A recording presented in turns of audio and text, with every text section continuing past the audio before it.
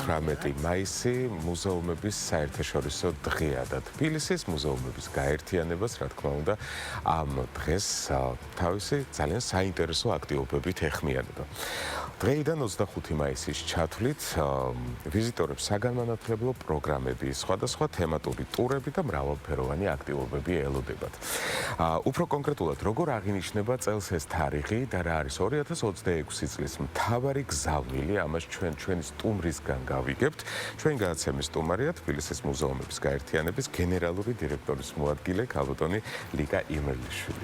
სალამი, მოგესალმებით, დილამშვიდობის. და დრო დავიწყოთ. აი, რას ნიშნავს მუზეუმების საერთაშორისო დღე პროფესიულ წრეებში და რამდენად მნიშვნელოვანია ეს თარიღი საზოგადოებისთვის? შეიძლება ითქვას, რომ მუზეუმების საერთაშორისო დღე ჩვენ სფეროში ყველაზე მნიშვნელოვანი თარიღია. ეს დღე დაარსდა 1977 წელს მუზეუმების საერთაშორისო საბჭოს მიერ, იკომის, ჩვენში უფრო გავრცელებული იკომის მიერ. ხშირად ვსარგებლობ მაგბარათით და ამიტომ ვიცი. მეც ძალიან სასიამოვნო.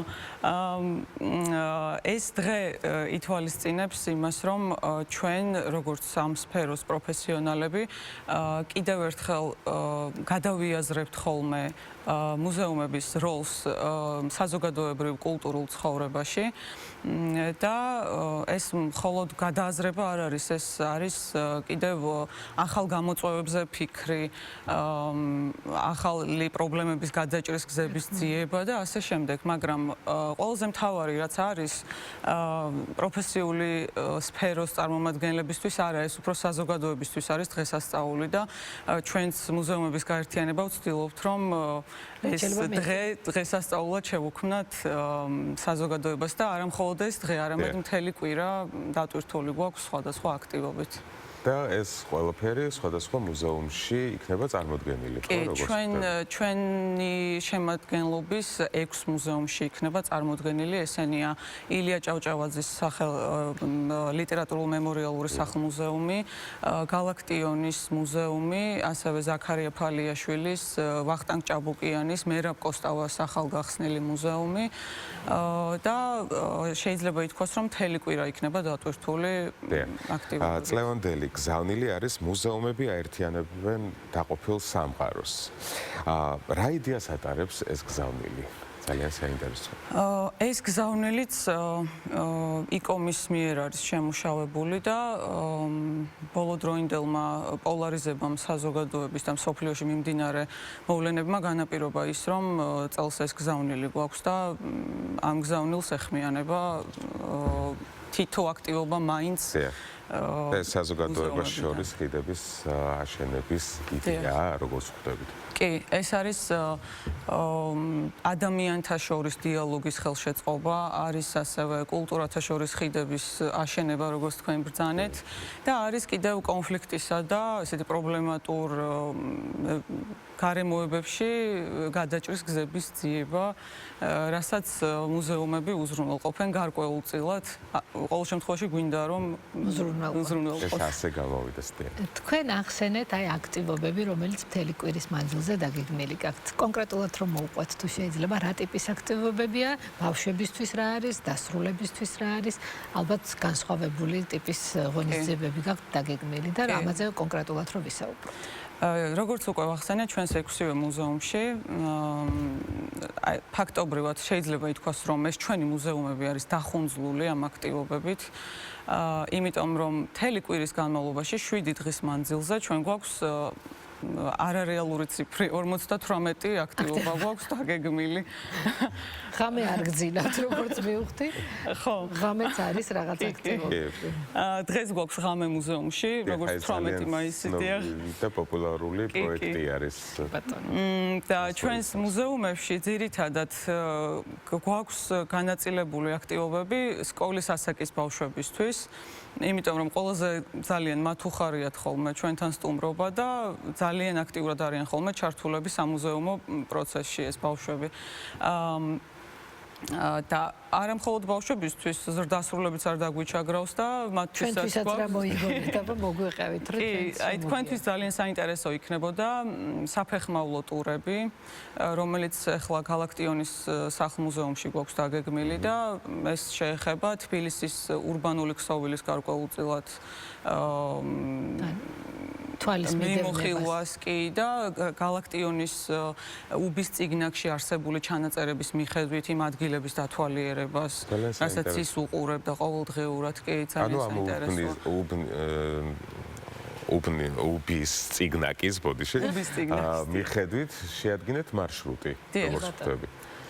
ზრდასრულებისთვის საფეხმავლო ტურები არის ხოლმე ყველაზე საყვარელი და მოთხოვნადი და მინდა აღვნიშნო ისიც, რომ მხოლოდ ამ კვირაში არ გვექნება ეს აქტივობები. ჩვენ მთელი წლის მანძილზე გვაქვს გაწერილი და მსურველებს შეუძლიათ, რომ მონაწილეობა მიიღონ. თუმცა ანუ ეს 58-მდე აქტივობა არის მთელი წლის განმავლობაში გაწერილი?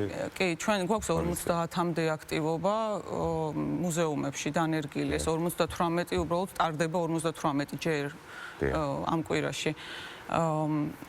და შეუძლია ნებისმიერ ბავშვების ყველაზე საყვარელი აქტივობა რა არის? ბავშვები უფრო ვორქშოპები ან კი, ხელით რასაც აკეთებენ ხოლმე, ის უყვართ ძირითადად. აი თოჯინების ჩვენს გაერთიანებას შემავალი ერთ-ერთი მუზეუმი არის თოჯინების და სათამაშოების მუზეუმი და მათ სივრცეში არსებულ აქტივობას ისეთი გამოხმაურება აქვს ხოლმე. კი, არა აქვს ნამდვილად. და ეხლა მინდოდა ასევე მეხსენებინა ის, რომ თავისუფალი არის დასწრება ამ აქტივობებზე ამ კვირის განმავლობაში და მოუწოდებ ყველას, რომ სურველები არ დაყოვნდნენ და იაქტიურონ. კიდევ რითი იზიდავთ დამთვალიერებელს სხვადასხვა მუზეუმებში? დღევანდელი ციფრული ეპოქა ძალიან დიდ კონკურენციას უწევს ძალიან ბევრ სფეროს, ხო? რა გამოწვევების წინაშე დგას მუზეუმები ამ ჩვენს პერიოდში და როგორ უმკლავდებით ამ ყველაფერს?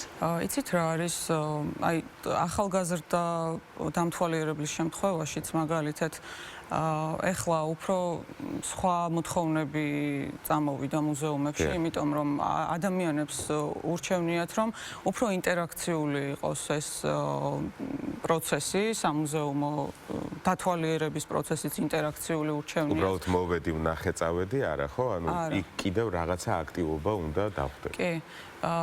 უფრო მეტად უნდა იყვნენ თვითონ ჩართულები, უფრო ადამიანზე ორიენტირებული უნდათ რომ იყოს ეს პროცესი. და ჩვენ ვცდილობთ, რომ აი სწორედ ამ საგანმანათლებლო აქტივობებით ეს ცარიელი სივრცე შევავსოთ. ნუ ახალი ტექნოლოგიების დანერგვითაც, რა თქმა უნდა, ჩვენ ნიკოლოზ ბარათაშვილის სახლ-მუზეუმში გვქონდა მერანის ჰოლოგრამა, რომელიც აღფრთოვანებას იწვევდა ბავშვებში. და ვცდილობთ, რომ ავყვეთ დროს და ფეხი აუღოთ თანამედროვეობას. აი ჩვენს ეპოქაში, სადაც მთელ მსოფლიოში უკვე შესაძლებელია დავუშვათ ონლაინ ესტუმრო სხვადასხვა მუზეუმს და ათვალიერო.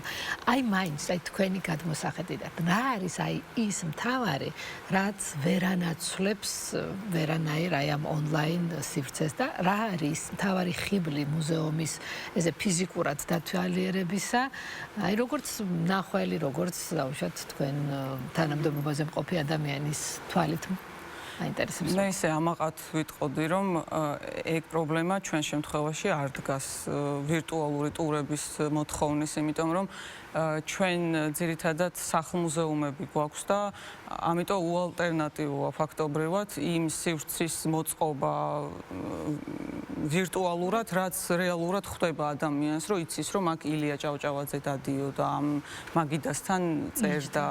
ხო, ჩვენ ეგ პრობლემა არ გვაქვს და ამიტომ მაგაზე არც ვფიქრობთ, რომ ეგ ალტერნატივა შევთავაზოთ ხალხს. თუ ცდილობთ, რომ განავცოთ ეს თქვენი სახლ-მუზეუმების ეს ერთგვარი კოლექცია, სამუზეუმო კოლექცია და თუ აპირებთ, რომ კიდევ დააფუძნოთ ახალი სახლ-მუზეუმები, მაგალითად სხვადასხვა შემოქმედების, ავტორების, საზოგადო მოღვაწეების. რაც შეეხება გეგმაში ეს არის. რაც შეეხება კოლექციებს, პერიოდულად ხდება ხოლმე შეძენა და ვავსებთ ხოლმე ჩვენი მუზეუმების ფონდებს. ხოლო სამომავლო გეგმებს რაც შეეხება ილია ჭავჭავაძის მეორე სახლ-მუზეუმის რეაბილიტაციის პროცესი დავიწყეთ. ჩუბინაშვილის ქუჩაზე მდებარე სახლი, რომელშიც სიცოცხლის ბოლო წლები გაატარა მან თავის მეუღლესთან ერთად.